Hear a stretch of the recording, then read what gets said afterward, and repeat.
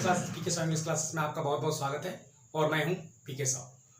तो dear students and friends, आज आपके लिए लेकर आया हूं कुछ ऐसे टॉपिक्स जिसमें प्राय लोग क्या करते हैं, गलती कर लेते हैं।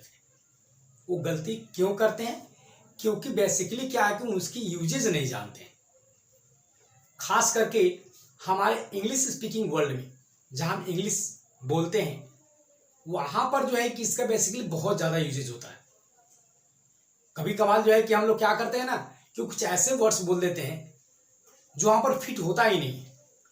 तो आप लोग के मन में एक क्यूरियोसिटी होगा कि आखिर वो कौन सा वर्ड्स है जो इस तरह से हमें परेशान करती है। तो चलिए और सीधे बोर्ड पे आ जाइए और मैं लिख ही देता हूं कि वो कौन कौन से वर्ड्स हैं। तो है आपका many, much, a little,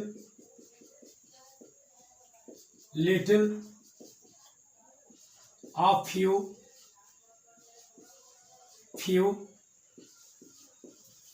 some।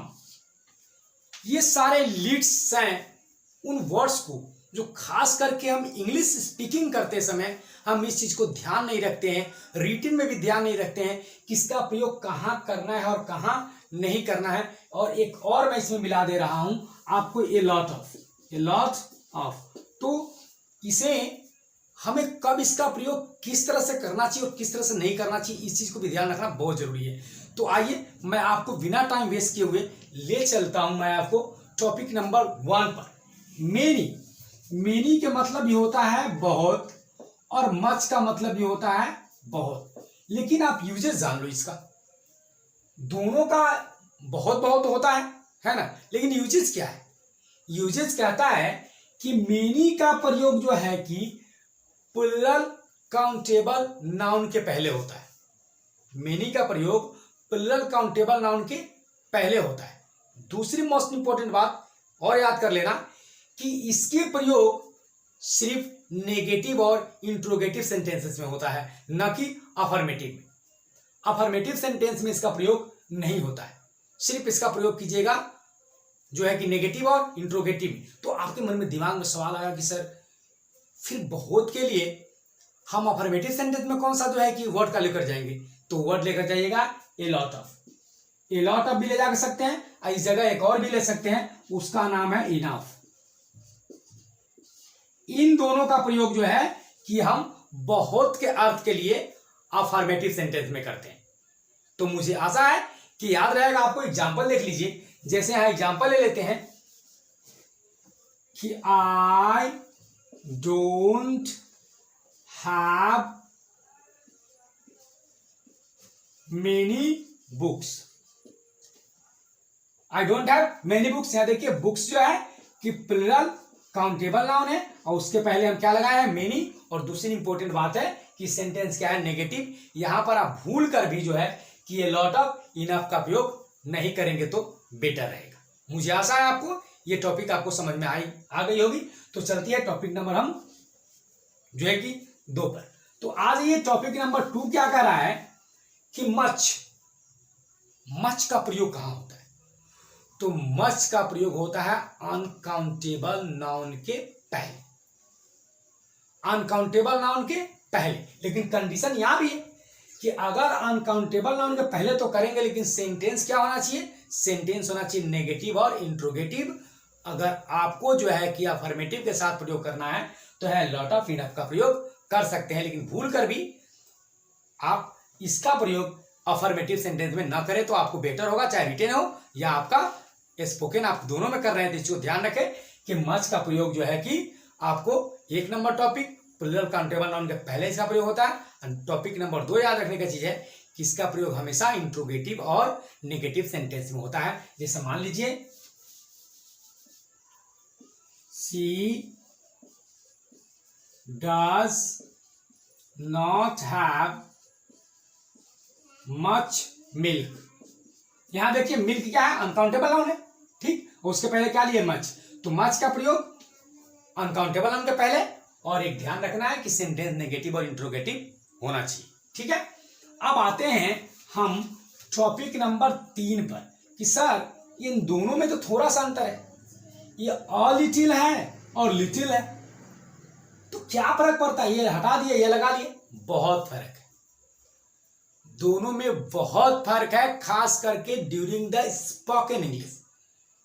Suppose that आप किसी पार्टी में हैं और वहां पर वेटर आपसे पूछता है, excuse me sir, would you like to take some rice.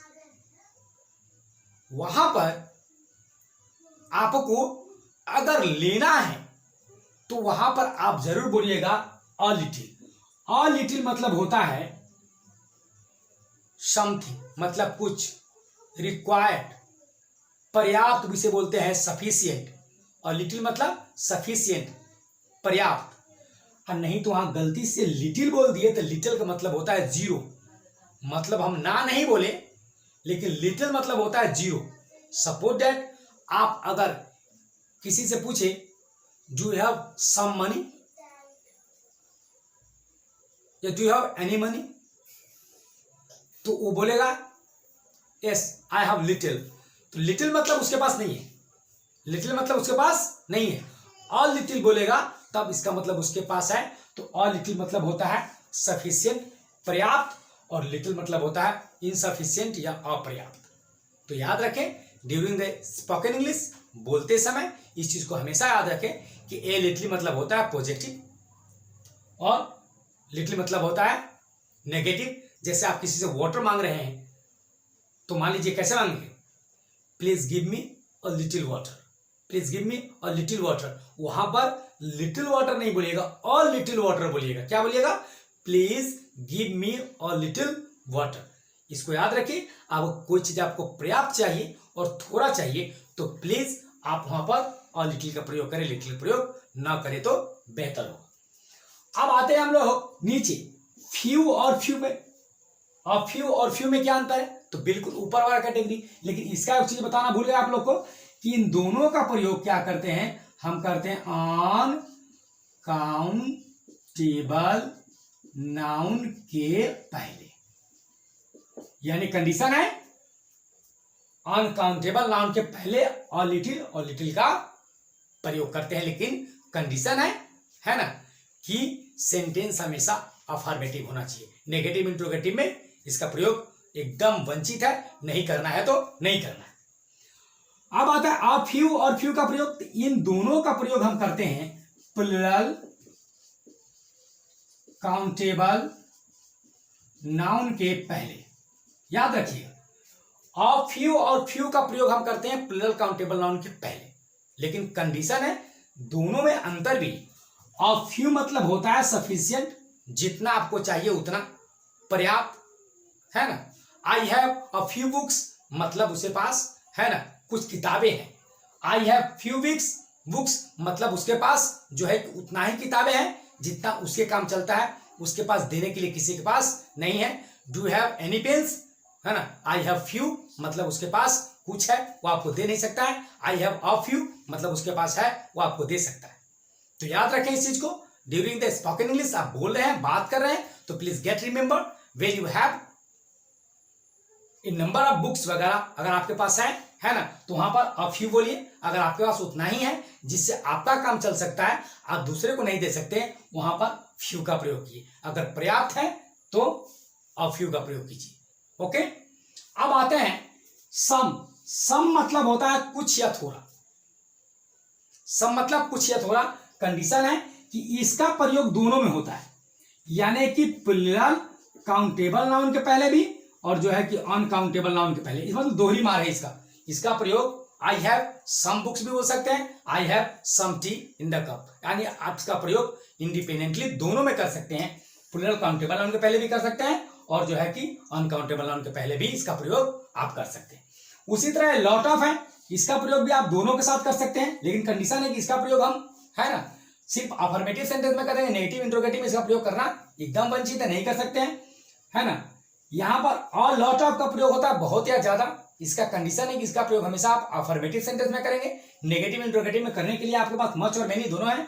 इसका यूजेज जो है कि आप दोनों में कर सकते हैं, है ना। अनकाउंटेबल नाउन के पहले भी कर सकते हैं, अनकाउंटेबल नाउन के पहले भी कर सकते हैं, और जो है कि आपको प्लूरल काउंटेबल नाउन के पहले भी कर सकते हैं। यानी कि इसका प्रयोग दोनों तरह से आप कर सकते हैं, इसमें कोई आपको प्रॉब्लम नहीं है। ठीक, अब यहां पर है कि एनफ का प्रयोग, एनफ का प्रयोग भी जो है कि आप सिर्फ अफर्मेटिव सेंटेंस में कर सकते हैं, है ना। इसका जो है नेगेटिव इंट्रोगेटिव में प्रयोग नहीं करना है। ठीक है, आप इसके जो है कि साथ आप जो है कि प्लूरल काउंटेबल नाउन का भी प्रयोग कर सकते हैं। ठीक है, और अनकाउंटेबल नाउन का भी प्रयोग कर सकते हैं, लेकिन सेंटेंस क्या होना चाहिए, जो है कि अफर्मेटिव होना चाहिए। तो ये सारे जो है कि टॉपिक्स में हम लोग क्या करते हैं ना कि ये छोटी टॉपिक्स है, वी ऑल नो दैट, हम सब जानते हैं। But during this spoken English, आप जब बात करते हैं, while you are speaking English, जब इंग्लिश में बात करते हैं तो ये छोटी छोटी बात जो है दूसरे के लिए बहुत मायने रखते हैं। जो वेल स्पीकर है, जो अच्छे इंग्लिश बोलते हैं, है ना, जो अच्छे इंग्लिश समझते हैं, उनके लिए ये आपकी छोटी छोटी जो है मिस्टेक्स बहुत बड़े मायने रखती है। Suppose that you are working in a office, आप ऑफिस में काम करते हैं, है ना, वहां पर स्टाफ्स वगैरह जो भी है, आपके सीनियर्स हैं, आपके जूनियर्स है, दे विल ऑलवेज, है ना, keep eyes on this mistake because they all know about that, इसके बारे में वो लोग जानते हैं, है ना। तो प्लीज गेट रिमेंबर, जब आपको किसी से पानी मांगना हो तो ये मत कहना please give me little water, that is not a mistake, it is a blunder, ये बहुत बड़ी भूल है। Always say please give me a little water. आपको अगर राइस जो है कि पर्स, दाल जो भी चाहिए, चीनी, चाय चाहिए, तो वहां पर ए लिटिल प्रयोग कीजिए, please give me a little, है ना, टी, है ना, लिटिल मोर टी। आप मतलब चाय पी चुके हैं, थोड़ा सा और चाहिए तो अ लिटिल मोर टी आप बोल सकते हैं। अ लिटिल राइस मतलब कि थोड़ा चावल दीजिए, नहीं तो बोलिएगा गिव मी लिटिल राइस, तो दो चार को दाना मुंह पर फेंक के चला जाएगा, फिर खाते रहना आराम से। मेनी और मस्ट का प्रयोग जो है कि दोनों आपको समझा दिया गया। तो मैं आपको एक बात बता दूं, यहां से लेकर यहां तक, अप टू नाउ यहां तक मैंने आपको बताया what the uses of this words. इस वर्ड्स का आपके लाइफ में क्या मायने रखता है ड्यूरिंग दिस रिटन और spoken, that is very important, है ना, to note down all things. इस सब को नोट करना बहुत जरूरी है, और हम लोग चाहेंगे कि ड्यूरिंग दिस स्पोकन इंग्लिश इस तरह की मिस्टेक्स हमें नहीं होना चाहिए। तो thanks for watching, thank you very much. अगर वीडियो अच्छी लगी हो तो लाइक सब्सक्राइब जरूर करना। Thank you very much.